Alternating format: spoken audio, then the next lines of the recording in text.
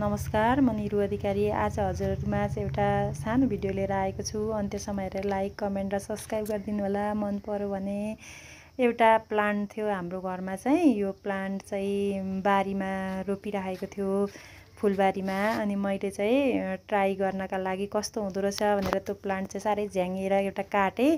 अनि काटिसकेपछि त्यसलाई चाहिँ मेरोमा चाहिँ एउटा सिसाको जग थियो, त्यसमा राखिरहेको थिएँ। एउटा बोतलमा हालिरहेको थिएँ, त्यसको फेदतिरको भाग, टुप्पोतिरको भाग त्यो सिसाको जगमा हालिरहेको थिएँ।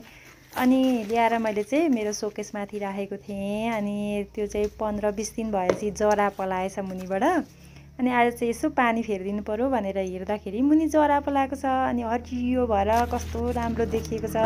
मान्छेहरू हेर्न त्यो मेरो कोठामा रुममा आउँदा पनि कस्तो राम्रो प्लान्ट भनेर हेर्ने अनि माग्ने गरिराख्नु भएको थियो, के को प्लान्ट हो यो भनेर। अनि मैले चाहिँ टक्क त्यसलाई चाहिँ पानी बेला बेला फेरेर अब चाहिँ सोकेसमाथि राख्ने योजना बनाइसकेँ। अनि सोकेसमा ल्याएर त्यसलाई टक्क सोकेसको माथिबाट राखेँ। हेर्नुहोस् त कस्तो राम्रो देखिँदो रहेछ।